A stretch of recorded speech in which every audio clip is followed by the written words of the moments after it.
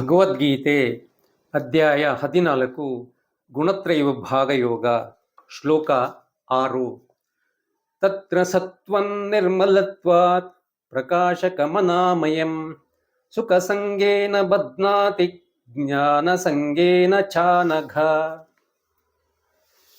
ಅನಘ, ಏ ಪಾಪರಹಿತನೇ, ತತ್ರ ಆ ಮೂರು ಗುಣಗಳಲ್ಲಿ ಸತ್ವಂ ಸತ್ವಗುಣವಾದರೂ ನಿರ್ಮಲತ್ವಾತ್ ನಿರ್ಮಲವಾದ ಕಾರಣ ಪ್ರಕಾಶಂ ಪ್ರಕಾಶಗೊಳಿಸುವುದಾಗಿದೆ ಮತ್ತು ಅನಾಮಯಂ ವಿಕಾರರಹಿತವಾಗಿದೆ.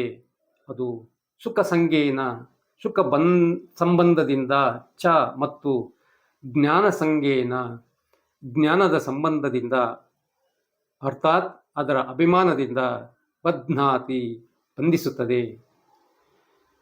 ಹೇ ಪಾಪರಹಿತನೇ, ಆ ಮೂರೂ ಗುಣಗಳಲ್ಲಿ ಸತ್ವಗುಣವಾದರೂ ನಿರ್ಮಲವಾದ ಕಾರಣ ಪ್ರಕಾಶಗೊಳಿಸುವಂತಹದು ಮತ್ತು ವಿಕಾರರಹಿತವಾಗಿದೆ.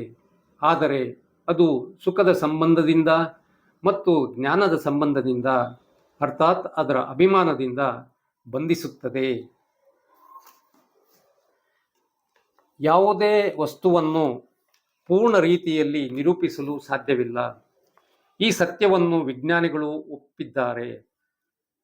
ಅದೇ ರೀತಿ ಇಲ್ಲಿ ಗುಣಗಳನ್ನು ಕೂಡ ನೇರವಾಗಿ ಅದು ಹೀಗೆಯೇ ಎಂಬಂತೆ ವಿವರಿಸಲು ಸಾಧ್ಯವಿಲ್ಲ. ಆದರೂ ಇಲ್ಲಿ ವಿವರಿಸಲು ಪ್ರಯತ್ನವನ್ನು ಮಾಡಲಾಗಿದೆ. ಮನುಷ್ಯನ ಮನಸ್ಸು ಪ್ರತಿಕ್ರಿಯೆ ಮಾಡುವಂತಹ ವಿಧಾನಗಳನ್ನು ಸರಿಯಾಗಿ ಗುರುತಿಸಿಕೊಂಡು ನಮ್ಮ ಋಷಿಗಳು ಇಂಥ ಗುಣವು ಮನಸ್ಸಿನಲ್ಲಿ ಪ್ರವೃದ್ಧವಾದಾಗ ಇಂಥ ಲಕ್ಷಣಗಳು ಕಂಡುಬರುತ್ತವೆ ಎಂಬುದನ್ನು ಬರೆದಿಟ್ಟಿದ್ದಾರೆ.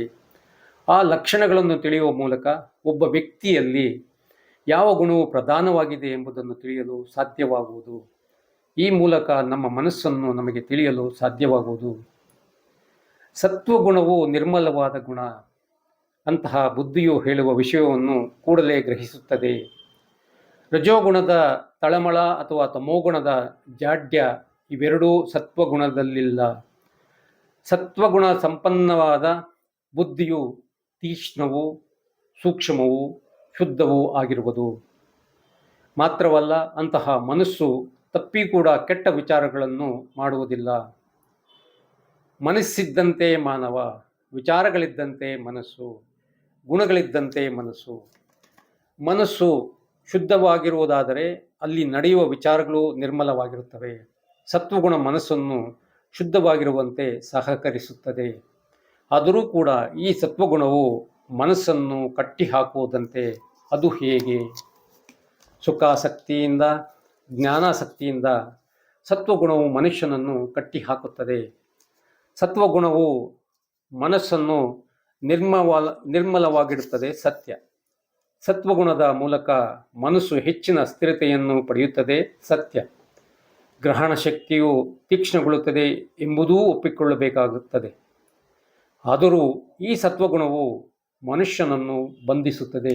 ಉದಾಹರಣೆಗೆ, ಒಂದು ಬಂಗಾರದ ಸಂಕೋಲೆಯಿಂದ ಕೂಡ ಮನುಷ್ಯನನ್ನು ಕಟ್ಟಿಹಾಕಲು ಸಾಧ್ಯವಿದೆ. ಅದೇ ರೀತಿ ಒಳ್ಳೆಯ ಗುಣಗಳನ್ನು ಬೆಳೆಸಿಕೊಂಡವನಿಗೆ ಜಂಬ ಬರುವುದಾದರೆ ಅದೇ ಅವನಿಗೆ ಮಾರಕವಾದುದು.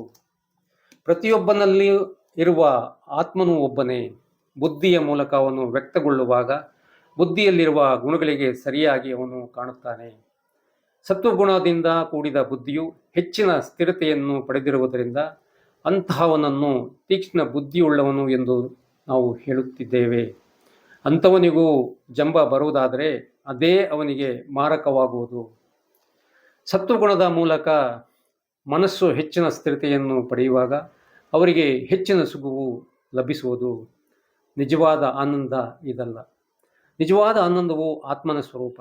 ಇದನ್ನು ತಿಳಿಯುವಂತಹ ಈ ಜನರು ತಮಗೆ ಸಿಗುವ ಅಲ್ಪ ಸುಖಕ್ಕಾಗಿಯೇ ಮರಳು ಹೋಗುತ್ತಾರೆ.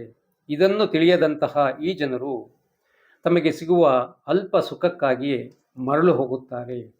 ಮತ್ತೆ ಮತ್ತೆ ಅದೇ ಸುಖವನ್ನು ಪಡೆಯುವುದಕ್ಕಾಗಿ ಹಾತೊರೆಯುತ್ತಿರುತ್ತಾರೆ. ಉದಾಹರಣೆಗೆ, ತನ್ನ ಪ್ರಯೋಗಶಾಲೆಯಲ್ಲಿ ಶುದ್ಧ ಮನಸ್ಸಿನಿಂದ ಕೆಲಸ ಮಾಡುವ ಒಬ್ಬ ವಿಜ್ಞಾನಿ ತನ್ನದೇ ಆದ ಕೋಣೆಯಲ್ಲಿ ಏಕಾಂತವಾಗಿದ್ದು ಚಿತ್ರ ಬಿಡಿಸುವ ಕಲೆಗಾರ ಸಾರ್ವಜನಿಕ ಉದ್ಯಾನದಲ್ಲಿ ಪ್ರಕೃತಿಯ ಸೌಂದರ್ಯಕ್ಕೆ ಮಾರುಹೋಗಿ ತನ್ನಲ್ಲೇ ತಾನು ಏನೇನೋ ಗುಣಗುತ್ತಿರುವ ಕವಿ ಇವರೆಲ್ಲ ಈ ಜಾತಿಗೆ ಸೇರಿದವರು. ಸುಖಾಸಕ್ತಿಯಿಂದ ಇವರೆಲ್ಲ ಬಂಧನಕ್ಕೊಳಗಾಗಿದ್ದಾರೆ. ಹೀಗೆ ಸತ್ವಗುಣವು ಜೀವನನ್ನು ಎರಡು ರೀತಿಯಲ್ಲಿ ಬಂಧಿಸುತ್ತದೆ.